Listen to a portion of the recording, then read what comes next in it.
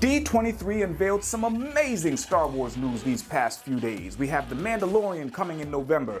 We have The Clone Wars coming in February of 2020. We have the confirmation of the Obi Wan Kenobi series, a mention of the Cassian Andor series, and the poster for Star Wars Episode 9, The Rise of Skywalker. All that coming up next on the Rancor Report.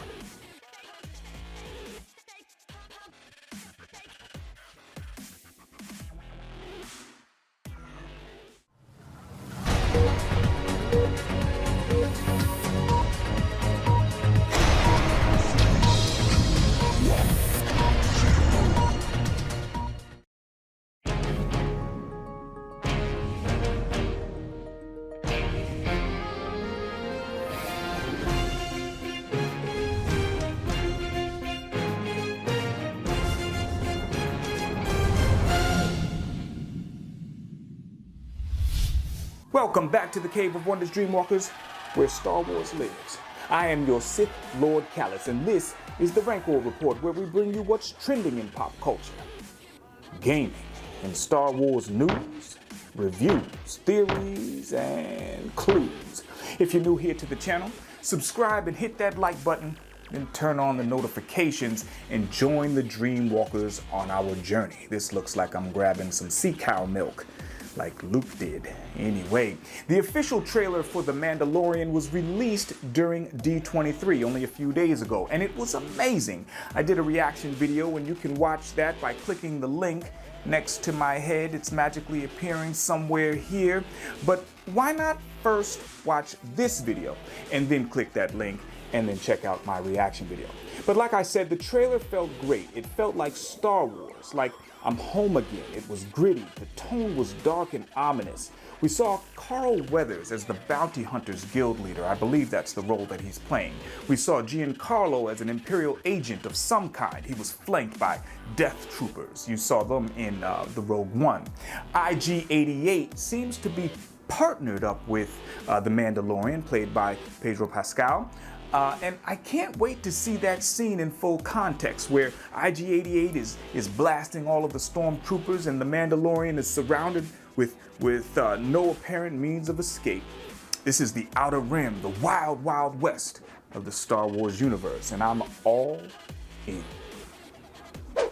Some of the best news to come out of D23 was the confirmation of the Obi Wan Kenobi series that will be coming to Disney+.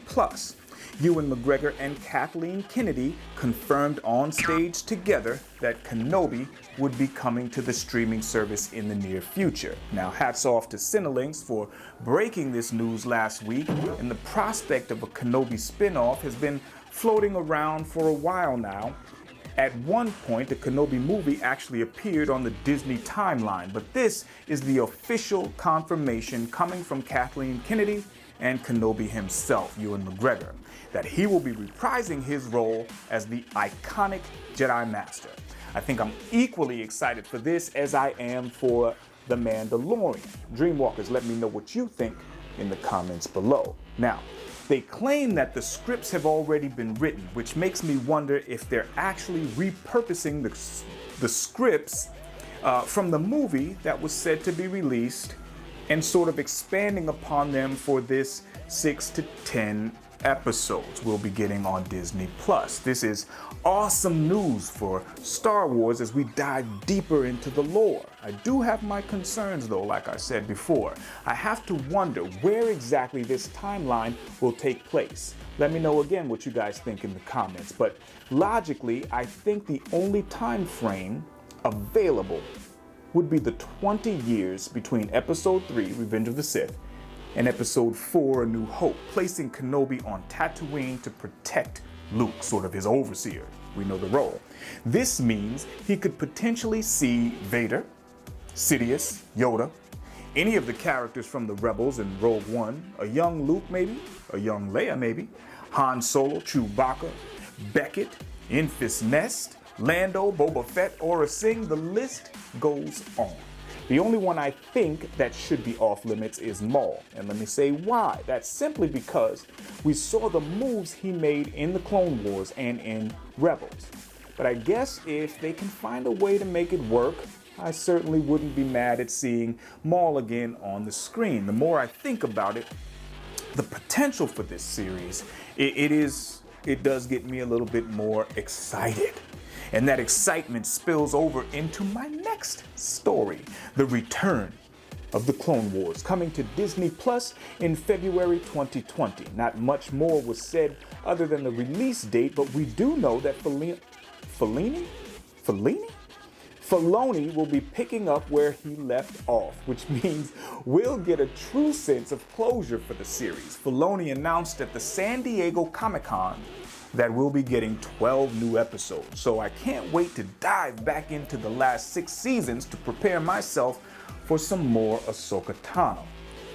We also learned that Diego Luna and Alan Tudyk, I believe is how you pronounce his name, will be reprising their roles as Cassian Andor and K2SO in the new Cassian Andor series that will be returning, or not returning, but coming to Disney Plus sometime in the near future. No release date was set just yet, but we did learn that they are planning to record 10 episodes or so, much like the Kenobi series. So is there going to be more than one season, or is this just a mini-series? We don't know.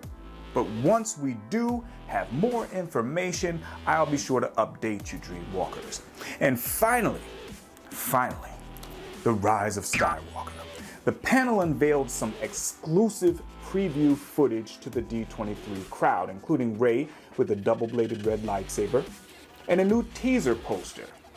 This is not the official poster for the film, it's just an artistic follow-up to the very simple design that was released earlier this year, so I'm not going to read too much into it.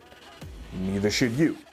Not now, at least. I have another video planned for another day, but very clearly we see the Emperor's looming presence. We see Rey and Kylo Ren appearing to be locked into a confrontation on what looks like more debris from the fallen Death Star.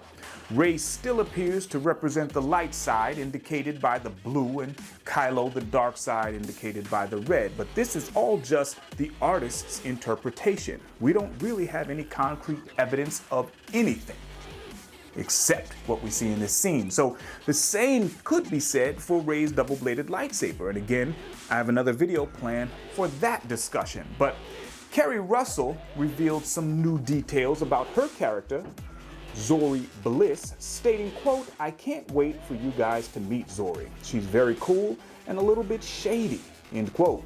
Russell went on to explain that Zori is, quote, "an old friend of Poe's," end quote. The crowd got a glimpse at new behind-the-scenes photos and some new footage where Rey is apparently tossing a fully ignited lightsaber, maybe utilizing the saber throw force technique as her grandfather so often did. Yes, I did say her grandfather, Vader. Don't at me. And then, of course, her red blade. So D23 gave us a lot to digest this weekend, and I am very inspired. I'm very excited about all of this news. The goodness kicks off in October with the return of the Resistance and continues into November with Jedi Fallen Order and The Mandalorian. And that will do it for the news this week. Thanks for watching. If you're new here to the channel, subscribe and hit that like button. Turn on notifications and drop some comments below. Let me know your thoughts on the D23 Expo. Be sure to check out my Lore and Legend series every Tuesday, Wednesday, and Thursday, where I dive into Star Wars stories of the past. You can also catch me playing Star Wars games here on the channel or on my second channel, Callous Games. Listen very closely. I do what I love. I hope you love what I do. This has been the Rancor Report. Until next time.